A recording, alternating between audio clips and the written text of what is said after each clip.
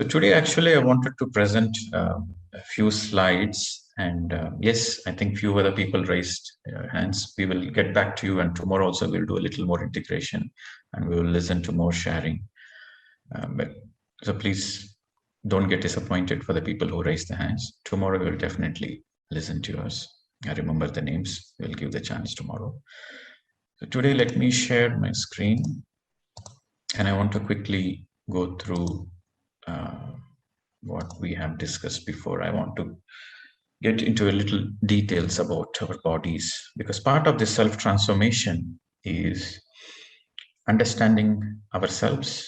Unless you understand yourself, then you cannot transform yourself. So what are we? We are basically a seven body system: physical body, etheric body, astral, mental, causal, buddhic, and nirvanic. So today we will go a little deeper into this, each of the bodies. Now here we have discussed it.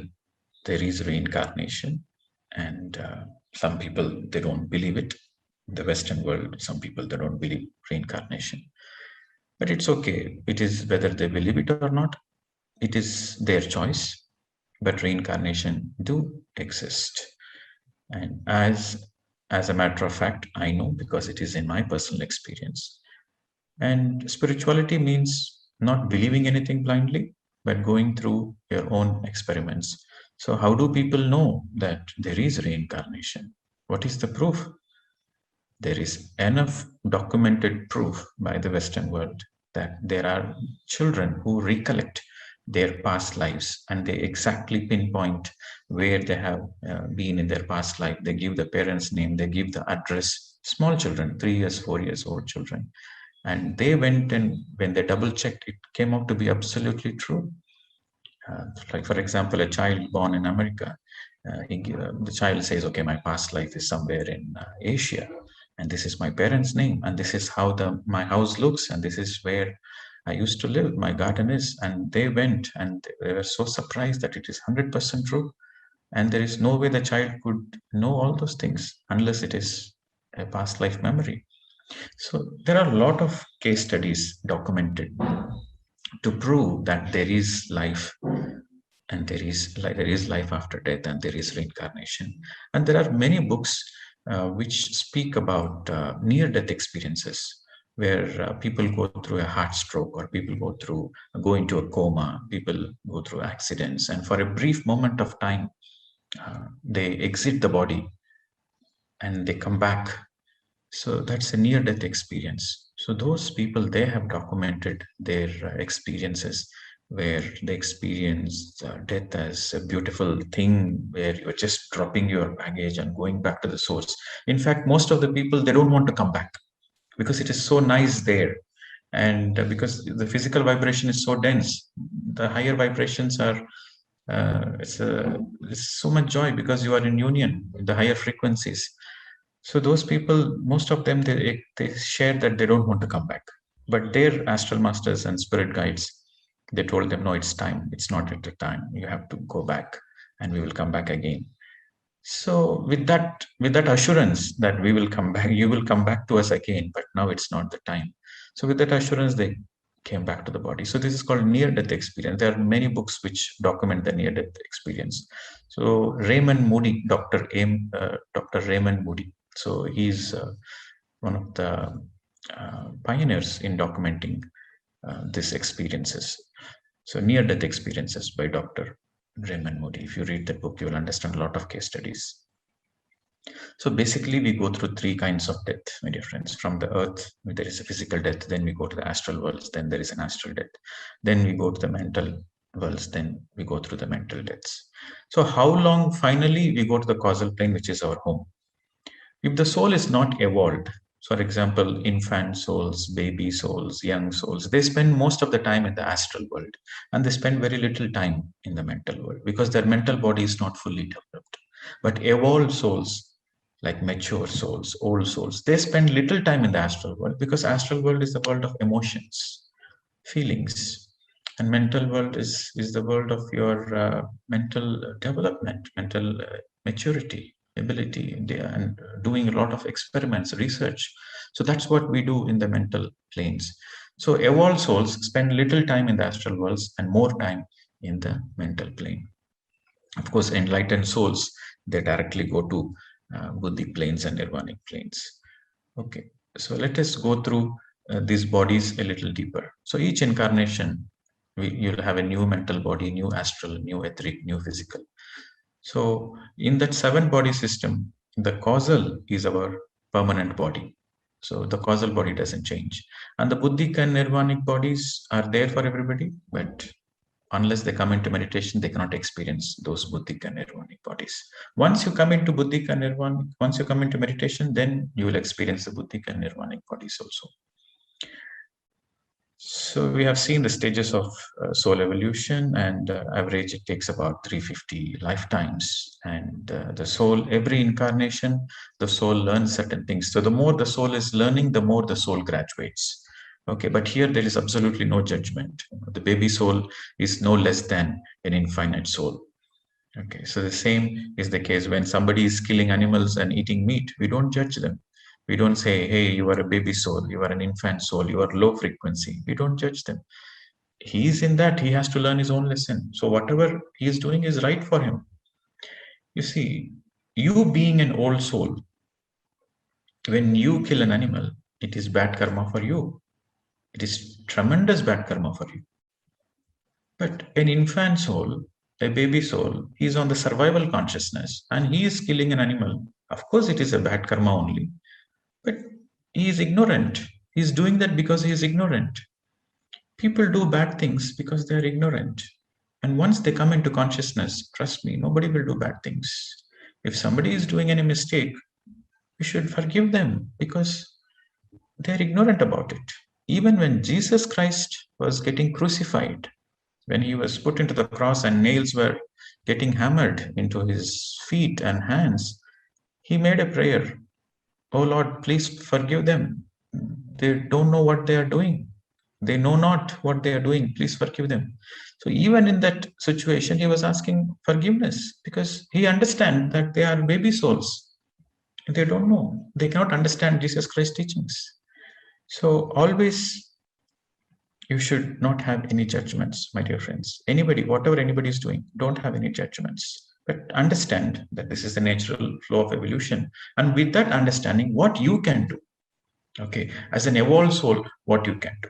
As an old soul, what you can do. So we have to do our dharma.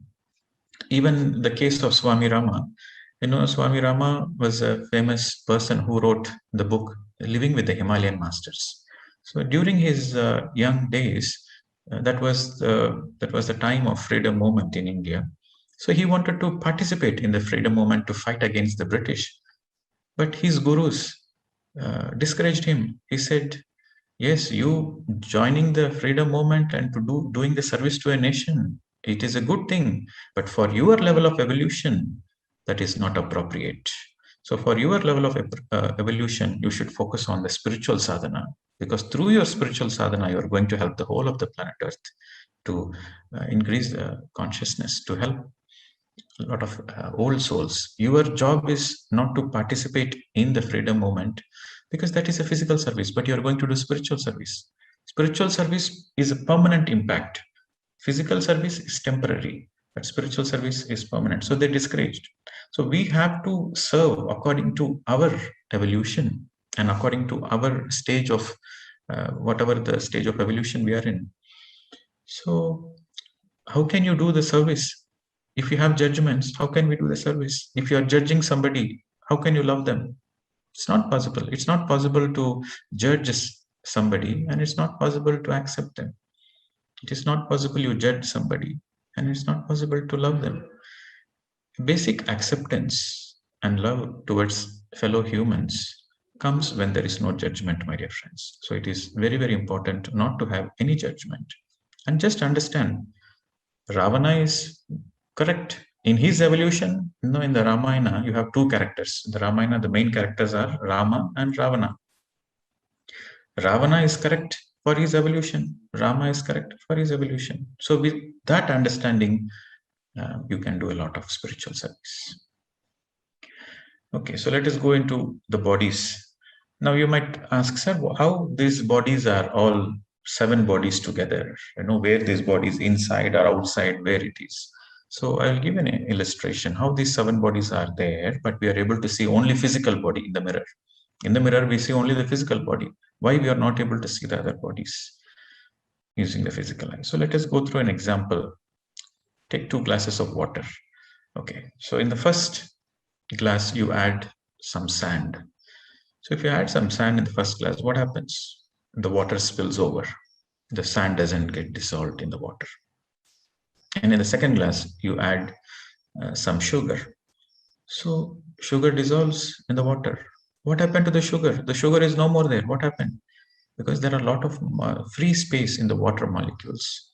And the sugar molecules gets into the free space of the water molecules. That's why the sugar dissolves in the water.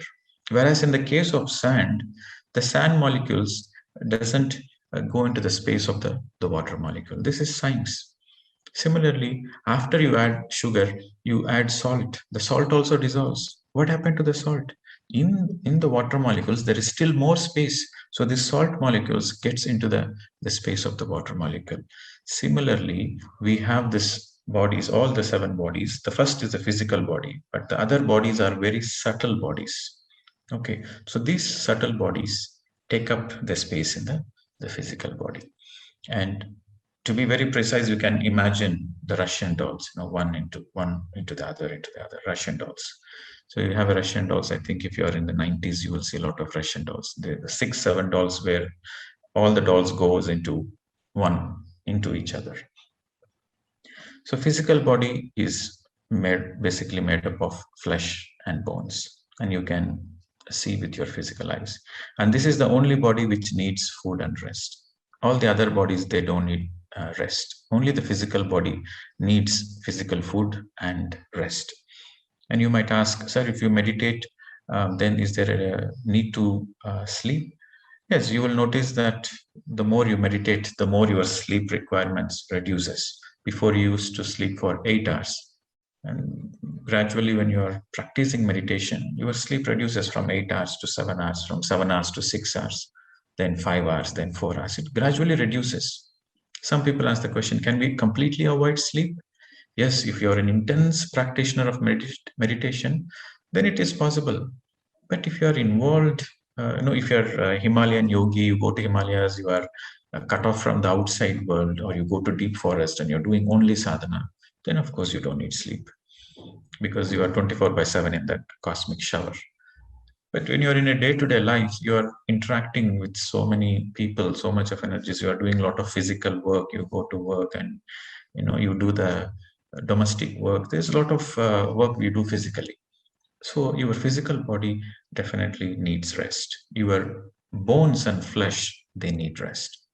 So I would suggest a minimum of 3 to 4 hours of sleep is necessary for a normal man, even though you are a meditator, because this physical body needs rest. Then etheric body. So this etheric body is nothing but the energy body. What in Sanskrit we call it as nadi mandala. Energy tubes, right? Energy tubes surrounding our nervous system. And this is the etheric body is responsible for our sensations. And this is also a link between our physical body and astral body. Every day during sleep, our astral body comes out and our astral body absorbs the cosmic energy. So the astral body coming out and wandering here and there, what we call it as dreams. In meditation also, we get energy. In sleep also, we get energy. So this etheric body is the link between these two bodies. And it is in this etheric body, all our karmas are stored. Okay, so the link is called etheric cord, silver cord. So if you can see in this picture, so this link, this thin line is the silver cord, it is the etheric. So next is the astral body. So astral body is made up of fine astral matter, and it's a very subtle body, and this is the body which is responsible for our feelings and emotions. All our feelings and emotions are stored in the astral body. Our karmas are stored in the etheric body. Our sensation is because of the etheric, and our emotions and feelings are in the astral. So after death, the astral body permanently separates. During the dream, the etheric cord connection is there. But when you go through the physical death process, the etheric cord is permanently disconnected. So you drop your etheric body and the physical body on the planet Earth after physical death. Then two bodies are down. Then you are in the third body, which is in the astral body. When you are in the physical body, you are in the physical plane. When you are in the astral body, you are in the astral plane. So again, in the astral plane, there are 7 subdivisions. The first 3, the lower 3 divisions is called lower astral planes. 4 and above is called higher astral planes. The lower divisions are very low vibrational fields, where what people commonly refer to as hell. Actually, in reality, there is no hell. It is your own negative thoughts which creates and manifests uh, hell around you in the astral world. Because in the astral world, whatever is your thoughts, whatever is your feelings, it magnifies. So what you think, it manifests immediately. What you feel, it manifests immediately.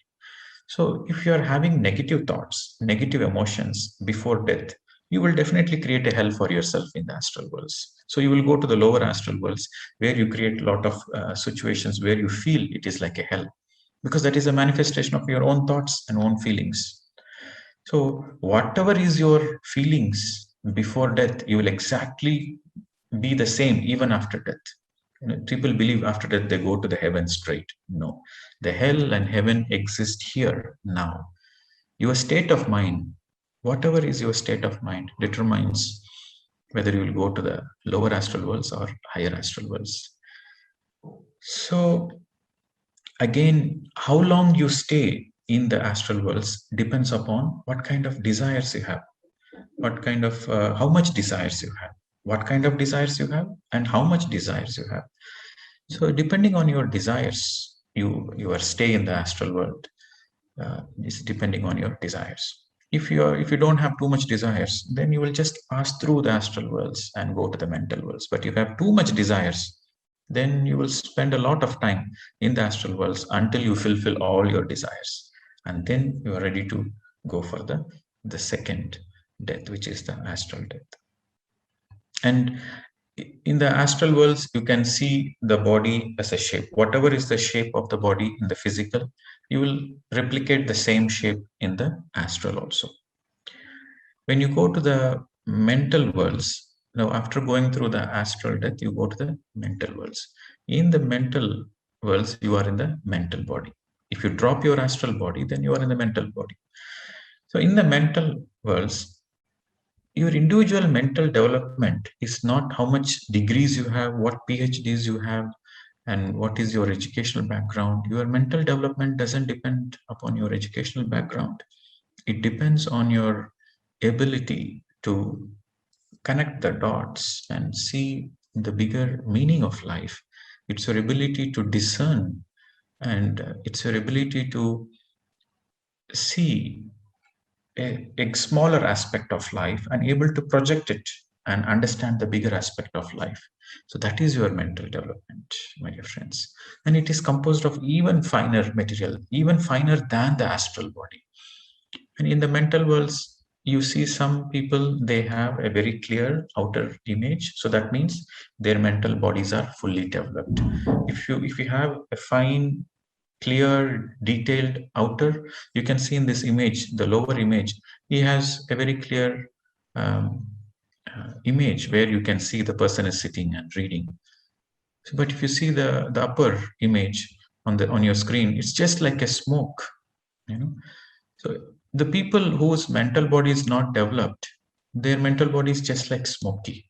But if your mental body is fully developed, then your mental body also has a very finite shape. Okay, and your mental body depends on your mental maturity. After the mental death, then you go to the causal worlds. And when you go to the causal worlds, you are in the causal body. And this is the permanent body. And this is where all the reservoir of knowledge and wisdom from all your lifetimes has been stored. The Akashic records, everything is stored here. So this is where the humans, when they graduate from an animal kingdom, animals have group souls. So when the animals graduate to the human, then the group soul is graduated to an individual soul. So that individual soul is in the causal world. So if you have 100% energy, the 100% doesn't incarnate. A certain amount of energy is always remains in the causal world. Only a small percentage of energy comes to incarnate in the physical. Let's say 25-30% comes for the incarnation. Suppose our soul has 100%, only 25 to 30% comes for the incarnation. The rest of the energy is still there. So that's why, sometimes we close our eyes and we meditate. Sometimes we see that we are observing the breath and we notice that somebody else is observing us, observing our breath. That is our higher self, where the observer becoming observed. So your higher self comes, and all our guidance comes from our causal body. All our guidance, our core, the feelings in the heart, your intuition, your guidance, your inner guidance, your feelings. When your mind is empty, what you feel in your heart is nothing but the guidance from your causal body, your higher self. And in this causal world, you see the developed souls, they have a radiant light around them. They are very radiant and a lot of colors. But if the soul is not developed, if it's a baby soul, infant soul, then it is just a light, but almost invisible, colorless. Okay. And next, Buddhic and Nirvanic bodies.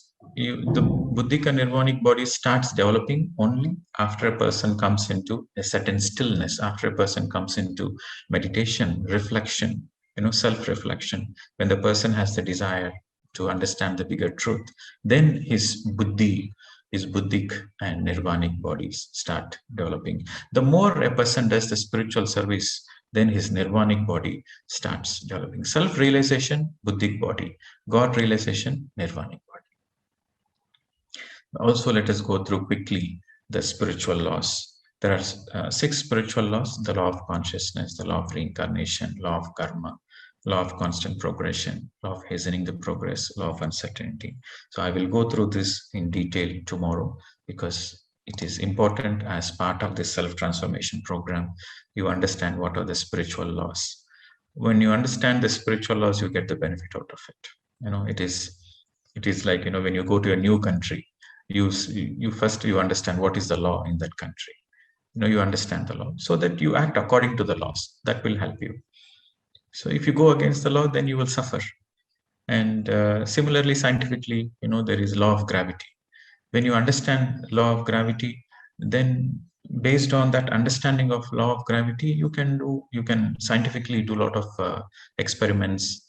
But if you don't understand the law of gravity, then whatever scientific explorations you are going to do it's going to be a failure, because if you want to understand physics, then you have to understand the laws of the physics. Then you can master the physics.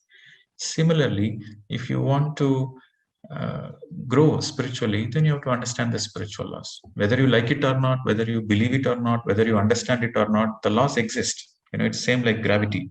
I drop something, it falls down. Whether I believe it, I accept it, it doesn't matter. Law of gravity exists. Similarly, the spiritual laws exist. But the more we understand it, the more we benefit in our spiritual progress.